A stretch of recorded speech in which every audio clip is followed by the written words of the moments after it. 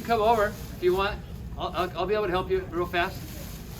When you make your practice handles, and that's what this is about. Okay, you're good. When you make your practice handles, you can reuse wedged clay, recycled clay. Really wedge it well. Okay. When you make your handle for your final pot, you can get a little bit of brand new clay. Okay. For practice, you don't need brand new clay. But you're going to wedge, get it to a nice round ball, and then you're going to start to make like a long triangle or a cone, a long kind of cone. So when you slap it like this, you can see how I'm starting to make it taper down to the bottom.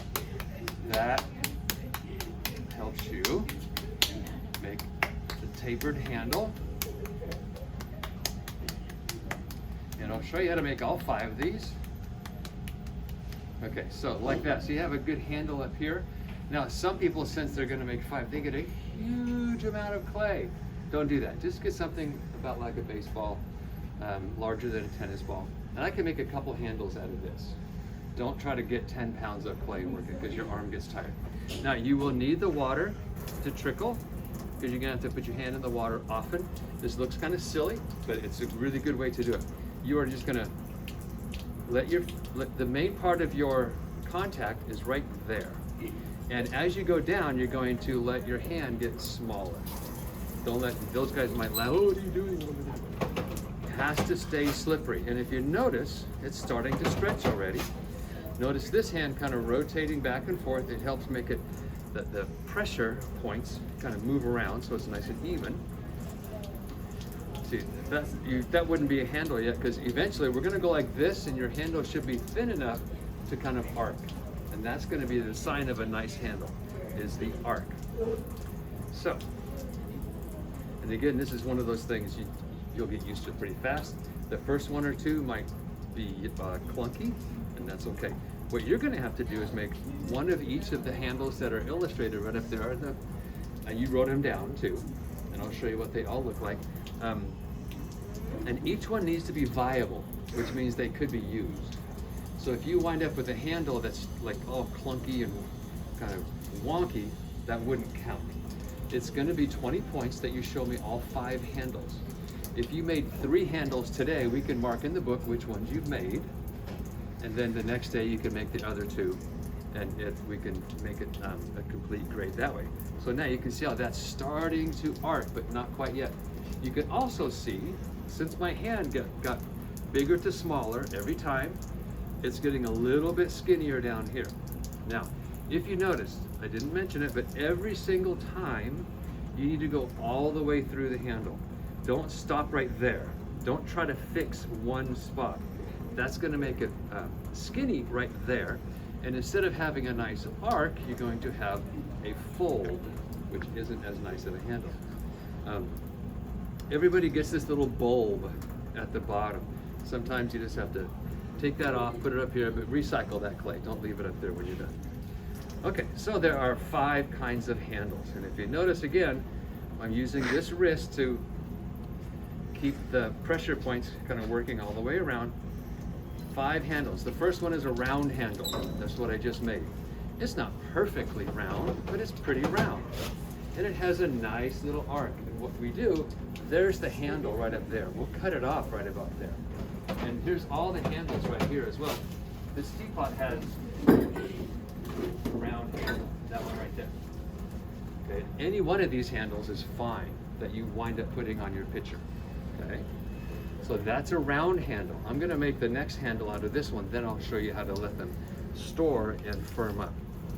Okay, so if you have a round handle, and a lot of the handles start round, and then they kind of evolve from that. Like a lot of your pottery starts with a cylinder, and it evolves from that. Now we're going to make a flat handle. All you have to do now is kind of go like that. You can just, your finger and thumb, make it kind of, so you're just going to compress that. I'm getting that bulb down here, and you can tell when you get to the bottom, it kind of goes flip, flip, and you can just feel it. Whoops. So I'm going to kind of, again, look how often I'm going to the water. See, it's kind of getting flat on top and bottom. Then rotate it, kind of getting flat on top and bottom. By top and bottom, I mean that's the top, because when I go like this, that's going to be the top of the handle up there. Actually, I'll make my third handle out of this one too. So it doesn't have to be super flat. It just kind of has a sense that there's kind of a flatter top and bottom.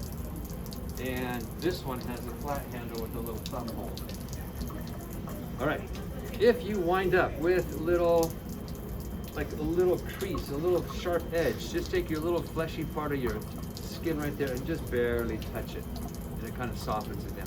Now the third one is a celery handle. So you go to round, go to flat. You can make a celery handle out of a round handle, that's okay too. But the idea is to now use your thumb right there and just kind of press and press. And again, your hand continues to get smaller on the way down. And press with your thumb. You're not going to go too far. This one often gets those two sharp little edges right there. That's when you use that little fleshy area and just barely touch it. And now when you do this, you can see how there's a little bit of an indent, a little bit of like a little piece of celery. Now I'll show you how to store them, and then I'll make two more. All you do is use your little scissor fingers well past kind of the thicker area. The handle really gets cut off up here somewhere where it's not quite so thick.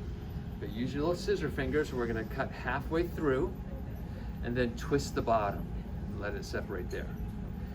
Then, got to follow me here, Zeb. Then you're going to put it on a board up here or at the cart or at the wedging table. And there we go. You have to kind of press the bottom down so it makes it stable, so it rests in that angle and that arc. Okay, remember, you don't want it to be a fold. You want to see the curve nicely there. All right, so now I need to wipe off and make that again. I thought I might need that clay, but it looks like I don't. All right, a beaded handle and a twisted handle are the other two. All right, so I'm gonna do this one faster. And again, you will make 2 or 3 or 4 or all 5 and come show me so I can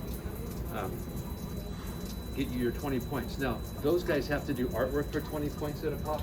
This is one of your 20-point things, just like so that point is more equitable to point values for both sides of the class. Okay, here we go. A beaded handle is where you kind of do a celery twice. Straight. So I'm starting to get that little bulb down here, so there it goes.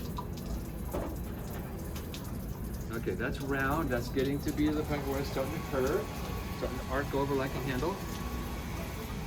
Now I'm gonna think of this as the top of the handle. So I'm gonna take my celery and come over up to the third of the way over and kind of make a celery.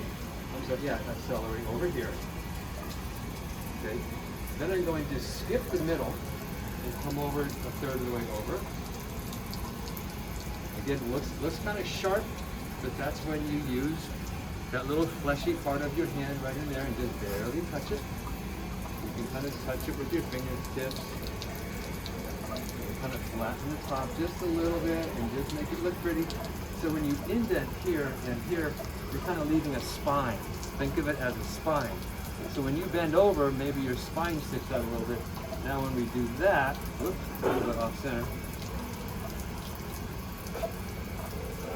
Now when I do that, you can kind of see a raised ridge along the top, okay?